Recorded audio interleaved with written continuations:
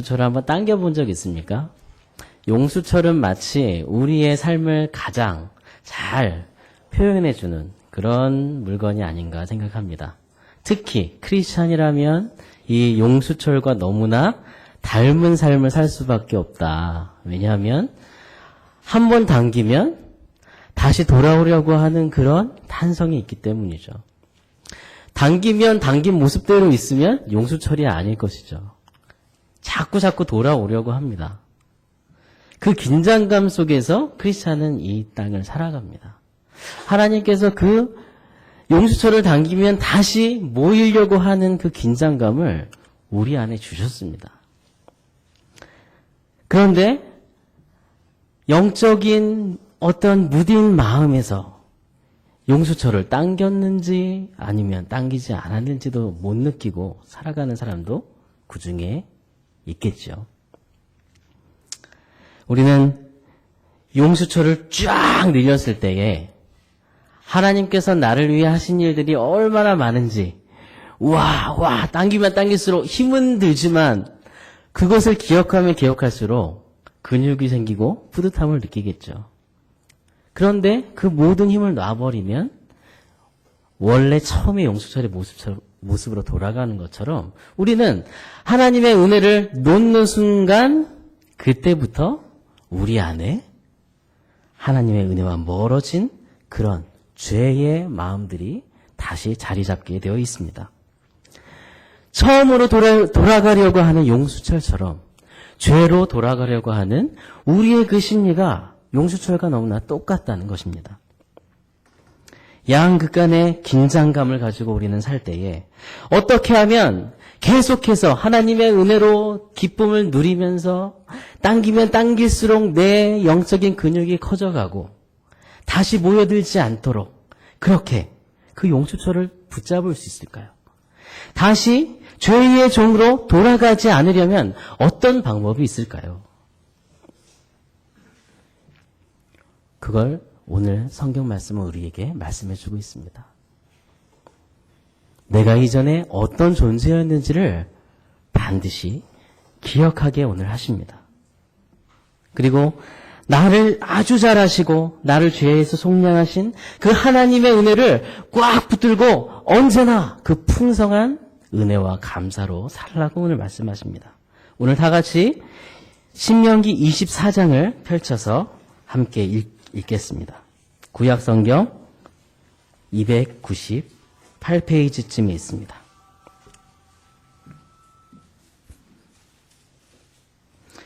신명기 24장 1절부터 22절까지 우리 한 절씩 나누어서 읽도록 하겠습니다. 사람이 아내를 맞이하여 데려온 후 그에게 수치되는 일이 있음을 발견하고 그를 기뻐하지 아니하면 이혼 증서를 써서 그의 손에 주고 그를 자기 집에서 내보낼 것이요.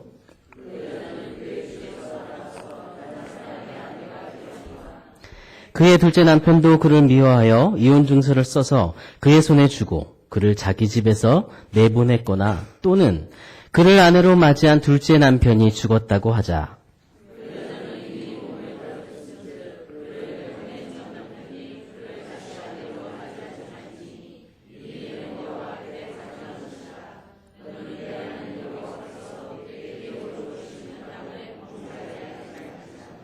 사람이 새로이 아내를 맞이하였으면 그를 군대로 내보내지 말 것이요 아무 직무도 그에게 맡기지 말 것이며 그는 1년 동안 한가하게 집에 있으면서 그가 맞이한 아내를 즐겁게 할지니라.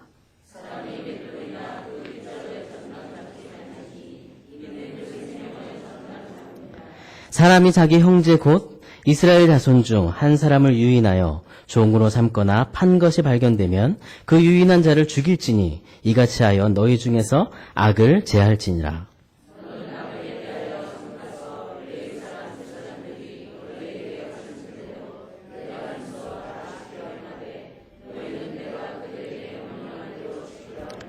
너희는 애굽에서 나오는 길에서 내 하나님 여호와께서 미리암에게 행하신 일을 기억할지니라.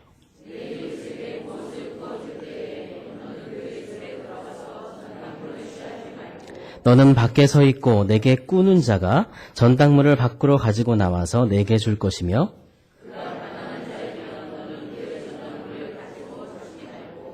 해 질 때에 그 전당물을 반드시 그에게 돌려줄 것이라. 그리하면 그가 그 옷을 입고 자며 너를 위하여 축복하리니 그 일이 내 하나님 여호와 앞에서 내 공의로움이 되리라.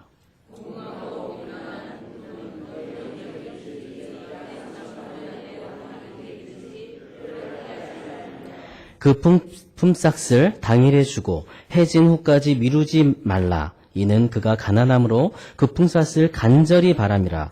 그가 너를 여호와께 호소하지 않게 하라. 그렇지 않으면 그것이 내게 죄가 될 것임이라.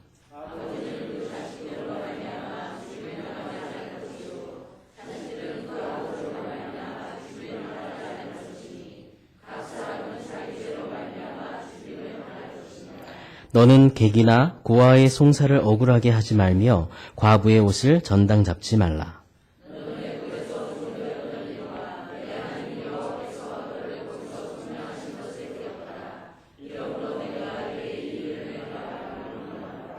내가 밭에서 곡식을 벨 때에 그 한 뭇을 밭에 잊어버렸거든. 다시 가서 가져오지 말고 나그네와 고아와 과부를 위하여 남겨두라. 그리하면 내 하나님 여호와께서 내 손으로 하는 모든 일에 복을 내리시리라.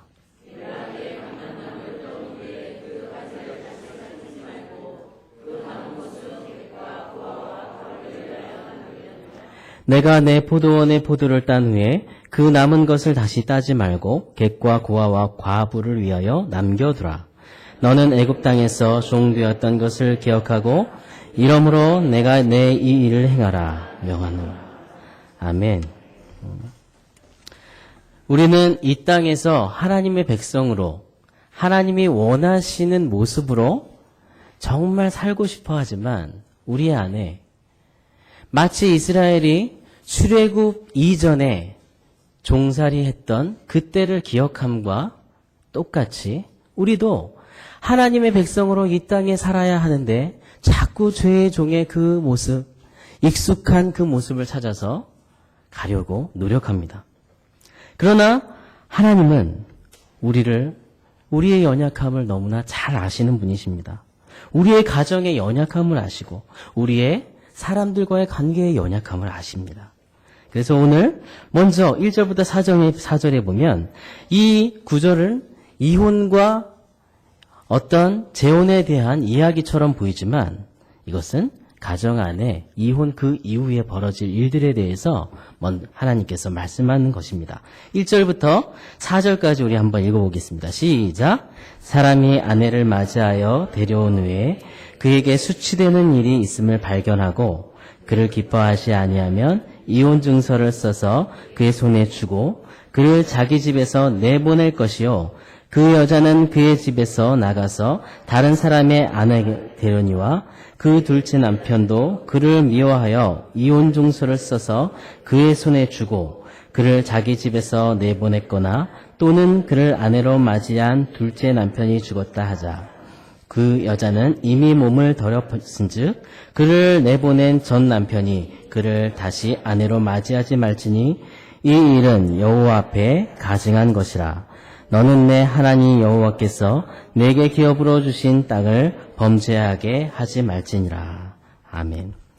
하나님은 사람의 연약함도 아시지만 가정을 이룬 한 아내와 남편의 연약함도 너무나 잘 아시는 분이십니다. 여기에 보면 남편이 아내를 보고 수치를 발견해 곧 아내가 쫓겨날 위기에 처해 있습니다. 여기에서 말하는 수치는 간음하지 말라는 그 간음을 얘기하는 것이 아닙니다.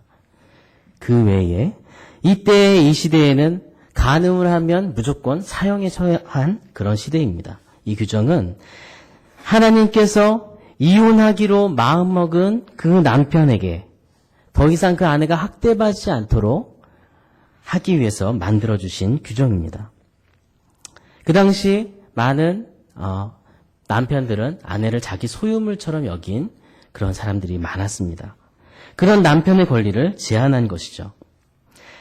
또한 아내를 집에서 내보내고 계속 내보냈는데도 그 아내와 계속 관계를 갖고 있다면 그것 또한 하나님께서 정말 싫어하시는 그런 죄가 되기 때문에 그 공식적인 이혼 서류를 써줌으로써 그 두 사람의 모든 인격을 존중하면서 가치 있게 인생을 살아가도록 허락하신 것입니다. 가정에서의 거룩함은 부부가 서로 하나님께 순종함에 있습니다. 서로 가치 있게 여길 때, 사랑할 때 그 가정은 하나님의 거룩함을 그 모습을 통해 드러나게 되어 있습니다. 하나님은 가정을 이루는 그 모습 자체를 사랑하시지만 또한 이 규정을 통해서 한 아내의 한 여자가 버림받을 때에 이 공식적인 서류를 써줌으로써 인격적으로 더 이상 버림받지 않고 새로운 가정을 이룰 수 있도록 해 주셨습니다. 저는 결혼하기 전, 결혼한 이후에 별명이 하나 붙었습니다. 뭐냐면 결혼 전도사라는 별명이 붙었습니다. 얼마나 결혼 얘기를 많이 하고 다니는지 사람들이 결혼 전도사라는 말을 너무나 많이 해 주셨습니다. 여기 아마 결혼하신 분들 중에는 결혼을 정말 죽도록 하기 싫었는데 결혼한 사람은 없을 것입니다. 그렇죠? 너무나 결혼 정년기가 되어서 결혼하고 싶고 만나고 싶고 가정을 이루고 싶고 그런 마음들이 많아서 또한 이루었을 것입니다. 그런데 항상 익숙함으로 그 사람을 대한다면 그 감사는 어느 순간 사라져 버리겠죠. 저는 결혼을 한 이후에 좋아하게 된 게 있습니다. 뭐냐면 가을입니다. 결혼하기 전에는 가을이 정말 싫었습니다. 가을의 낙엽은 진짜 무서웠습니다. 그런데 싫어했던 것도 사랑하게 되고 무서웠던 것도 정말 아름답게 변하는 그런 삶이 결혼 이후에 펼쳐지게 되었던 것이죠. 하나님은 아마도 가정을 이루는 그 가정마다 그렇게 그런 눈을 똑같이 주셨다라고 좀 믿습니다. 그런데 너무나 그 감사와 은혜가 자꾸 상실되고 낮아지고 없어져 버린다면 서로의 그 가치, 결혼의 그 가치, 가정의 그 가치가 똑같이 무너져 버린다는 것입니다. 가정에 대한 책임, 건강한 가정을 위한 그런 세우는 데에 대한 책임은 남편에게만 있지도 않고 아내에게만 있지도 않습니다. 하나님은 그 여자도 그 남자도 가정을 이룬 그 부부 모두를 인격적으로 사랑하시고 그 두 사람을 통해서 정말 아름다운 가정이 세워지기를 바라는 하나님이십니다. 가정에 대한 책임에 대해서 또한 5절에 이야기하고 있습니다. 우리 5절을 한번 읽어보겠습니다. 시작. 사람이 새로이 아내를 맞이하셨으면 그를 군대로 내보내지 말 것이요 아무 직무도 그에게 맡기지 말 것이며 그는 1년 동안 한가하게 집에 있으면서 그가 맞이한 아내를 즐겁게 할지니라. 만약에 결혼을 했는데 1년 동안 아무 일도 하지 않게 하고 아내 옆에서 열심히 기쁨조가 되게 한다고 하면 여러분 이미 결혼을 했기 때문에 그런 생각과 감흥은 없을 것입니다. 만약에 그렇다면 이 시대에 산 여러분이라면 어떤 마음이 드시겠습니까? 차라리 군대 가는 게 낫지. 정말 이런 마음을 갖고 계시진 않는다고 저는 생각하겠습니다. 사람이 새로이 아내를 맞았으면 그는 군대를 면제시켜줍니다. 그리고 아무 직무도 맡기지 않습니다. 1년 동안 아주 한가하게 아내 옆에 있으면서 열심히 기쁨조를 해야 합니다. 지금의 문화는 이런 모습은 없지만 저는 이 본문을 읽으면서 남편 또한 아내를 섬길 책임이 있다라는 생각이 들었습니다. 가정 안에 있어야 될 거룩의 모습, 사랑과 배려, 이것이 거룩의 모습으로 나타나는 것이라고 생각합니다. 하나님은 오늘 본문에 그래 이혼할 땐 이렇게 해라, 재혼할 땐 이렇게 해라, 우리가 이렇게 오해하지 않기를 바라면서 가정을 세우실 때 하나님이 가장 기뻐하시는데 우리가 그 가정을 어떻게 세워야 할지, 우리는 부부관계에서 사랑과 배려가 필요하다라고 우리 말씀하는 그 음성을 들었으면 좋겠습니다. 가정을 세우는 책임은 부부에게 있기 때문입니다. 6절부터는 전당물에 대한 규정을 합니다. 우리 6절을 한번 읽어보겠습니다. 시작. 사람이 맷돌이나 그 윗짝을 정단 잡지 말지니 이는 그 생명을 전당 잡음이라. 아멘. 이스라엘에서는 빚을 갚기 위해서 담보를 잡는 그런 취할 수 있도록 했습니다. 그러나 그 안에서도 취할 수 있는 게 있고 없는 게 있는데 그 중에 하나가 맷돌이었습니다.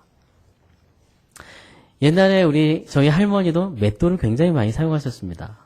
명절날 가면 맷돌에 녹두를 한참 갈아서 전두해 주시고 여러 가지 음식을 해주셨죠. 이스라엘에서도 마찬가지로 이것을 생계를 유지하기 위해서 맷돌이 필요했습니다. 그래서 돌이 2개인데 하나를 가져가도 그 맷돌은 사용 불가가 되죠. 전부를 다 가져가도 그 사람은 생계가 유지될 수가 없습니다. 그 생계는 바로 그 사람의 생명과 연관되어 있기 때문에 하나님은 이것을 금하신 것입니다. 마치 이 생계를 위해서 사용한 이 맷돌을 가져가는 것은 그 사람의 생명을 저당 잡는 거나 마찬가지이기 때문에 그 사람의 생명을 귀중하게 여기시는 그 마음으로 이 규정을 말씀하신 것이죠. 자, 사람의 생명에 대한 이야기가 그 다음 절에도 있습니다. 우리 7절을 한번 읽어보겠습니다. 시작. 사람이 자기 형제고 이스라엘 자손 중 한 사람을 유인하여 종으로 삼거나 판 것이 발견되면 그 유인한 자를 죽일지니 이같이 하여 너희 중에 악을 제할지니라. 사람이 자기 형제를 유인해서 종으로 팝니다. 성경의 어느 구절이 생각이 나죠. 요셉을 팔았던 형제들이 생각이 납니다. 나의 이익과 어떤 수단을 위해서 이런 사람을 파는 악을 행하였을 때에는 하나님은 반드시 죽여서 이 악을 제하라고 말씀하십니다. 사람은 하나님의 형상임을 우리는 알고 있습니다. 하나님은 사람의 생명을 너무나 귀하게 여기십니다. 그 생명, 그 인간의 가치를 너무나 귀하게 여기시는 하나님이시기 때문에 사람의 가치를 물건보다도 물건을 사고 팔듯이 가치 없게 여기는 사람들을 하나님은 미워하시는 것입니다. 그것을 아주 큰 죄로 여기시는 것이죠. 나만 중요한 것이 아니라 하나님이 창조하신 사람은 모든 사람이 중요하다는 말씀을 하시는 것입니다. 우리의 죄는 한 사람이 갖고 있는 죄가 점점 전염되어서 모든 사람에게 퍼지게 되어 있습니다. 죄의 모습은 전염도 빠르고 어찌 할지 모를 교육도 아주 빠릅니다. 나쁜 것을 보면 그것을 하라고 가르쳐주지 않았는데도 너무나 빨리 따라합니다. 우리 8절과 9절을 읽어보겠습니다. 시작. 너는 나병에 대하여 삼가서 웨이사람 제사장들이 너희에게 가르치는 대로 내가 힘써 다 지켜 행하되 너희는 내가 그들에게 명령한 대로 지켜 행하라. 너희는 애굽에서 나오는 길에서 내 하나님께서 미리암에게 행하신 일을 기억할지니라. 여기에 민수기 12장 1절부터 나오는 그 미리암과 아론과 모세에 대한 이야기를 하고 있습니다. 미리암과 아론이 모세를 비방하면서 나아올 때 미리암이 나병에 걸린 사건을 이 구절에는 말하고 있습니다. 그 본문에서는 분명히 하나님이 세우신 그 위치에 권위에 대해서 말씀하고 있습니다. 그렇기 때문에 오늘 구절에서도 보면 나병 환자에 대한 그런 규례를 얘기할 때에 제사장이 시킨 그 명령대로 하나님이 그들에게 명하신 그 명령대로 지켜 행하라고 말합니다. 나병에 대한 특징은 전염성이 있다는 것입니다. 그것은 격리하지 않으면, 사람과 떨어져서 격리시키지 않으면 전염되게 되어 있습니다.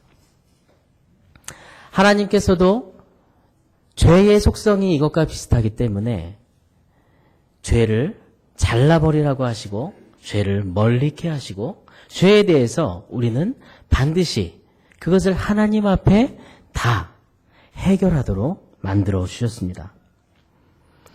나병과 같이 죄는 전염되고 우리의 모든 사랑을 잃게 만들고 감사를 잃게 만들고 배려를 잃게 만들고 그런 모습이 상실된 공동체로 만들어 버리기 때문에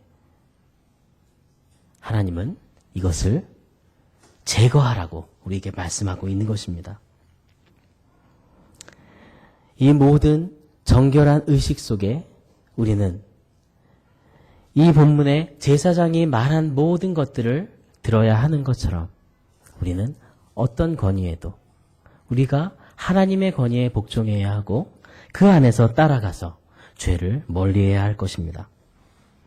계속해서 이웃에 대한 그런 전당물에 대한 규정이 계속되어 있습니다. 우리 10절부터 13절까지 우리 다 같이 한번 읽어보겠습니다. 시작.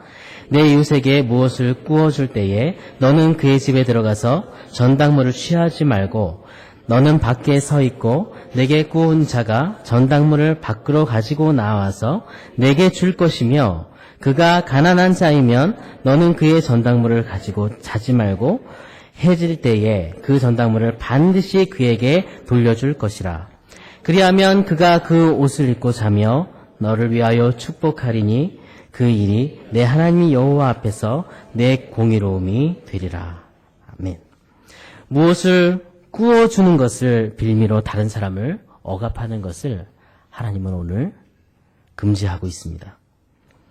이웃에게 어떤 것을 구워줄 수는 있습니다.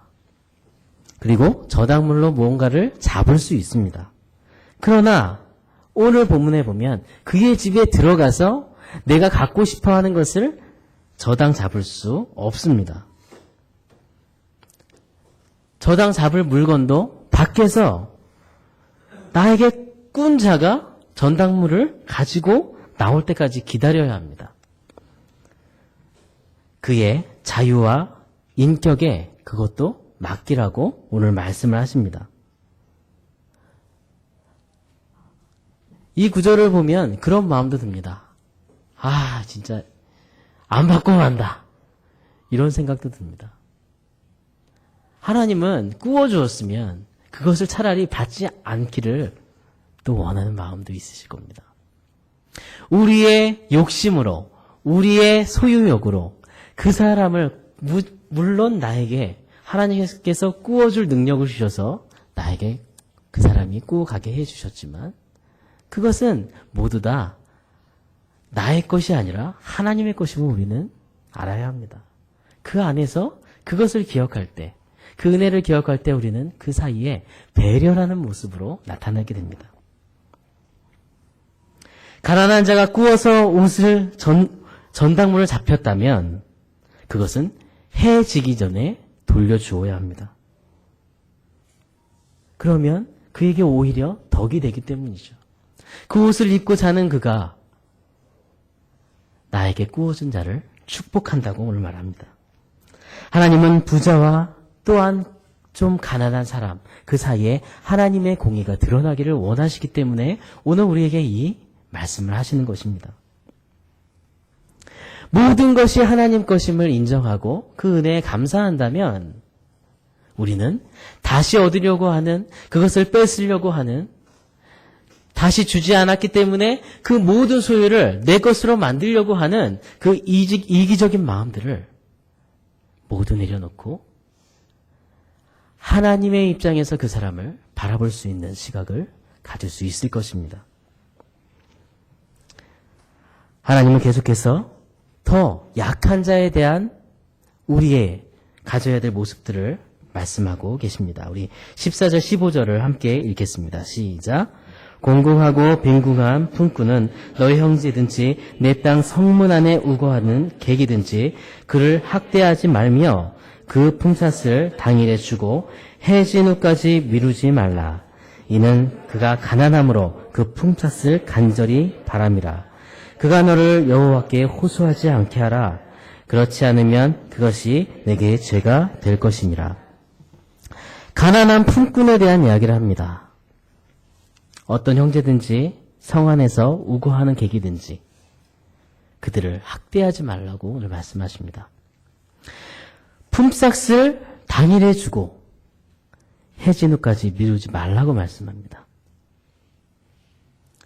가난하기 때문에 하루하루 생계를 유지하는 사람들, 너무나 가난해서 힘들어하는 지체들을 바라볼 때에 매일 배고파하고 힘든 것을 알면서도 그들에게 그 주어야 될 것을 가지고 학대하지 말라는 것입니다. 품삯을 받지 못하면 그들은 오히려 배가 고프고 힘들고 어렵고 그렇기 때문에 하나님 앞에 호소할 것입니다. 그러면 그 죄는 그 품삯을 주지 않은 그 사람이 그 죄를 받게 될 거라고 오늘 말씀하고 있는 것입니다. 품삯을 주지 않은 자가 죄가 되고 그는 하나님의 복을 받을 수가 없습니다. 하나님은 가난한 자에 대해서 더 많이 사랑하는 마음을 우리 하나님 말씀을 통해서 더 많이 볼 수 있는 것 같습니다. 또한 죄에 대해서도 하나님은 분명히 말씀하고 있습니다.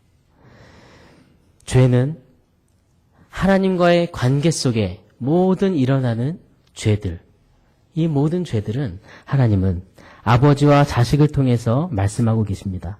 아버지는 자식들의 죄로 인해서 죽음을 당하지 않는다고 말씀하셨고 자식들은 아버지의 죄로 인하여 죽음을 당하지 않는다고 말씀하셨습니다. 각 사람은 자기의 죄로 죽임을 당합니다. 각 사람은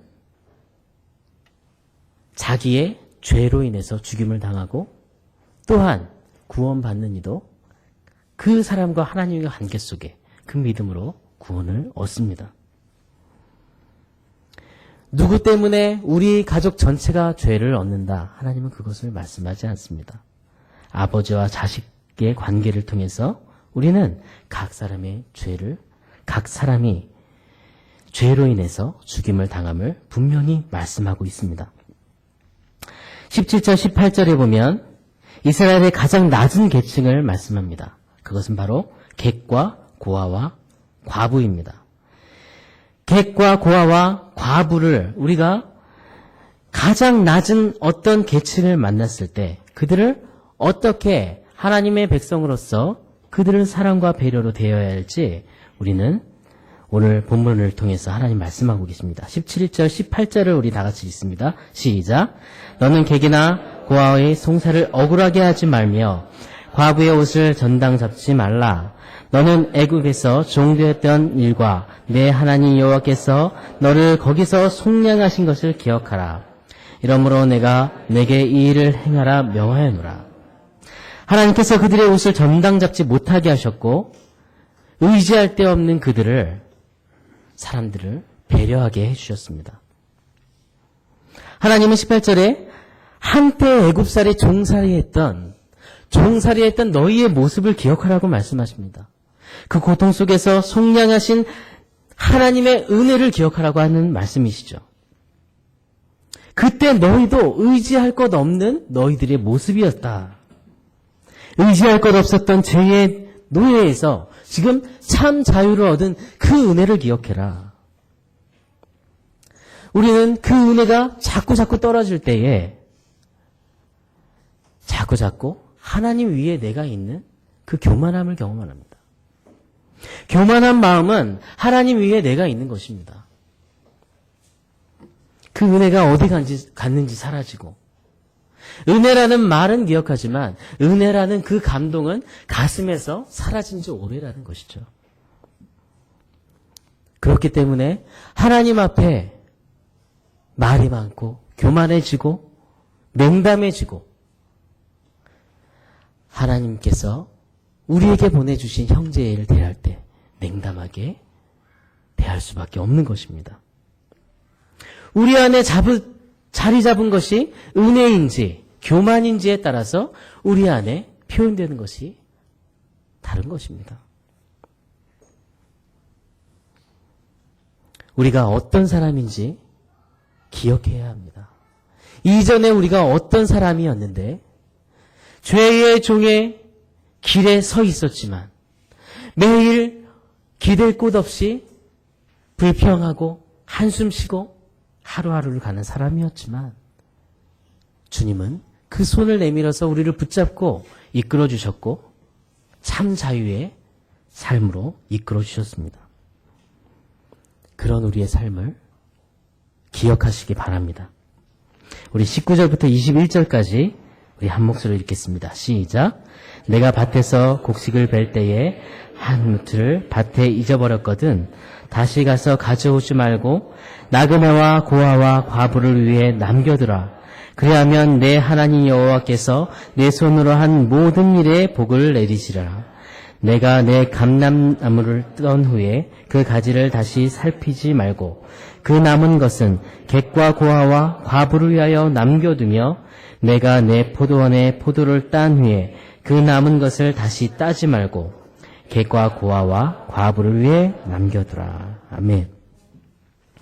하나님은 가난한 사람들을 사랑하시기 때문에 그들을 위해서 우리가 더 배려하라고 말씀하시는 것입니다. 여러분, 여러분에게 밭이 있는데 농사를 다 이제 추수할 것이 되고 거둘 때가 되어서 다 거두려고 합니다. 배추 한 포기, 무 하나, 할 것 없이 여러분은 구석구석 내가 캐지 못한 것이 없나 다 살펴보지 않겠습니까? 하나님은 오늘 말씀하실 때 정말 가난하고 힘든 사람을 위해 배려하는 법을 알려주셨습니다. 우리에게 놓고 오는 그 망각까지도 그들의 기쁨이 되게 해주셨습니다.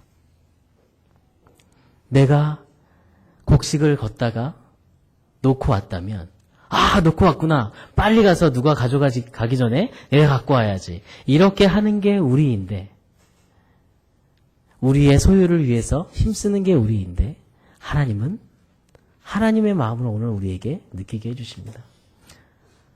놓고 왔으면 거기서 생각을 내려놔라. 불쌍하고 그것이 필요한 사람이 그것을 가져갈 것이다. 우리는 교회에서 이상 나눔을 합니다. 하나 더 사서 하나는 이웃에게 기쁨으로 나눠주는 그런 이상 나눔을 합니다. 그런데 우리 안에는 1+1을 사도 두 개 다 우리에게 필요하다라고 생각을 할 때가 많이 있습니다.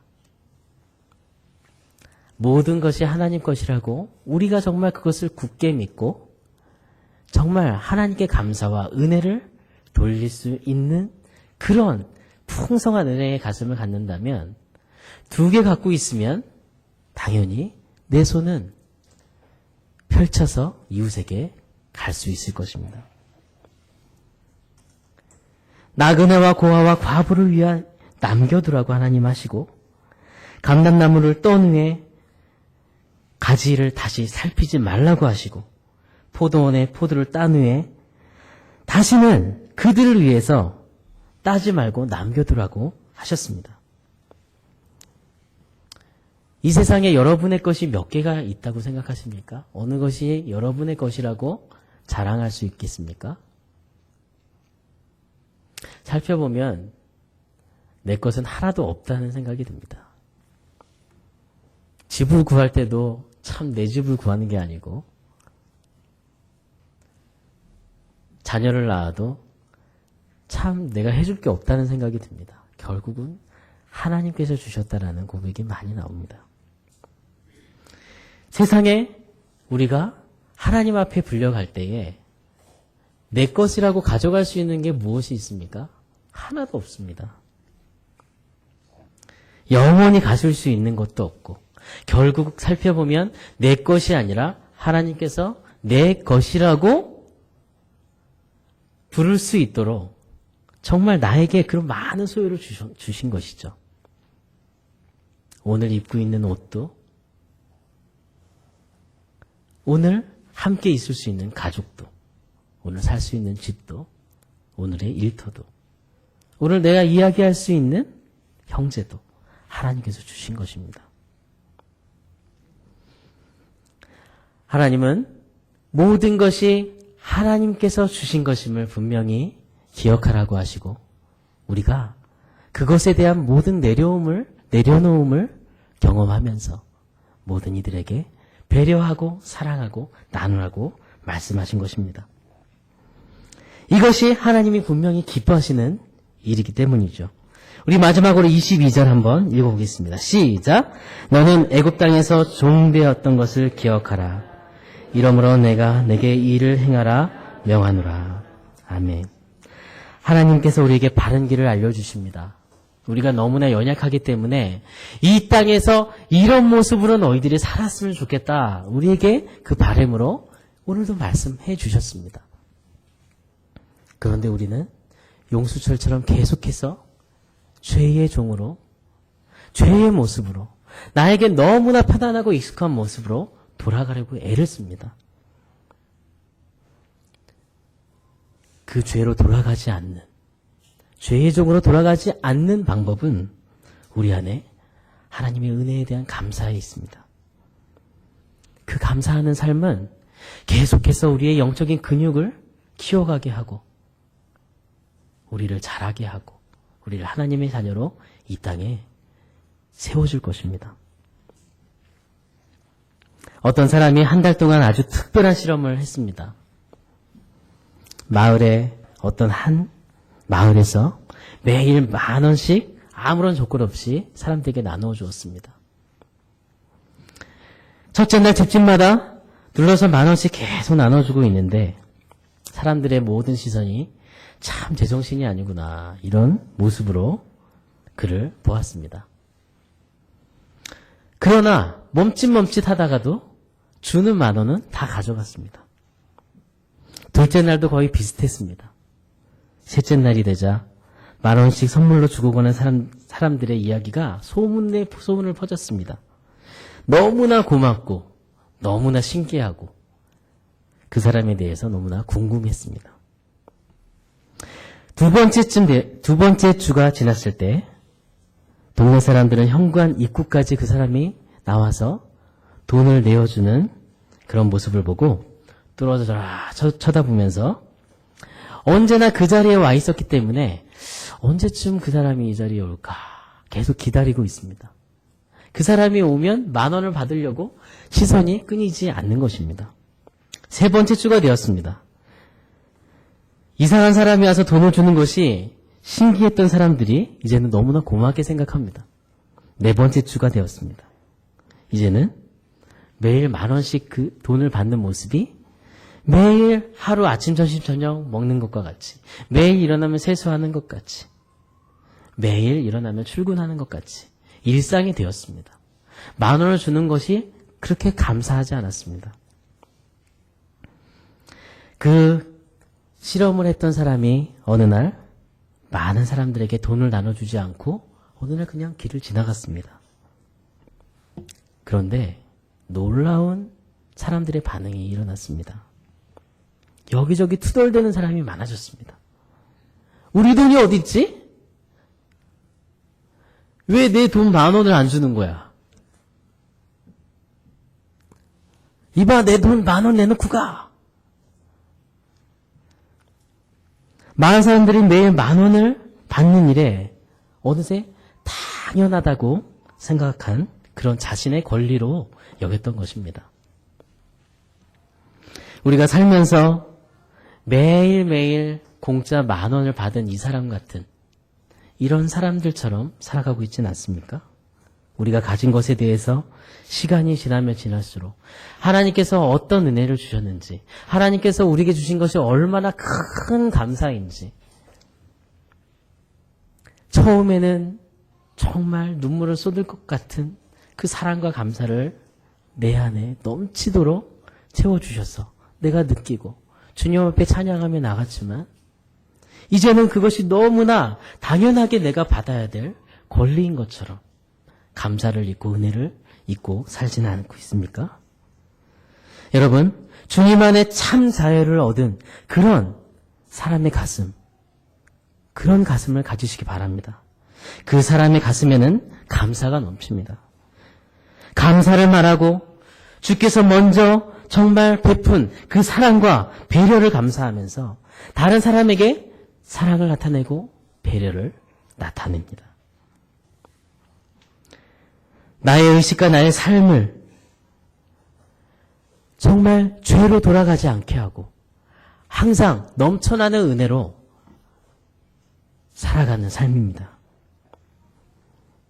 혹시 하루하루를 어느 순간 은혜의 흔적조차도 느끼지 못할 정도로 죄의 노예의 길로 돌아가고 있지는 않습니까?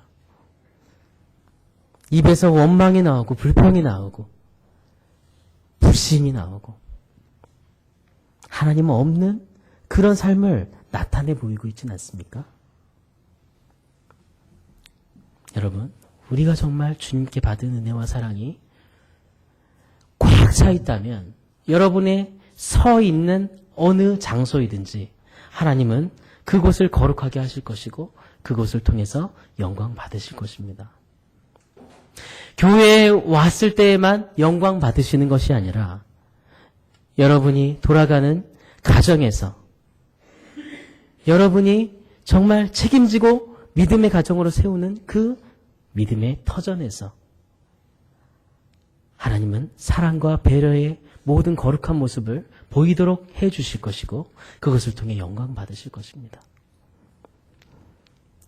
여러분의 일터에서 오늘도 하나님이 이곳에 함께 계심을 감사하는 삶을 잊는다면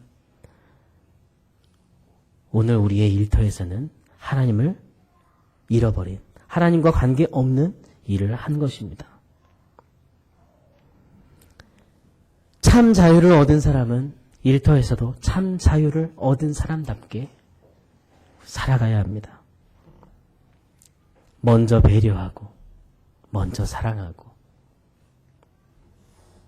그 사람들을 하나님을 볼 수 있도록 인도해야 하는 것이죠.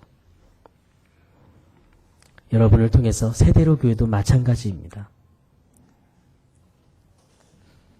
하나님은 여러분을 이 공동체에 세우실 때에 죄에 물든 모습을 모두 다 그 탄성을 이기고 살게 하셨고 그리고 죄의 길에 다시 돌아가지 않게 하심으로 사랑하고 배려하고 나누고 이 공동체를 그 은혜로 세워가게 해주셨습니다. 우리 안에 하나님께 받은 은혜와 감사가 끊어졌다면 그 순간부터 나 때문에 공동체는 무너져 내릴 것입니다.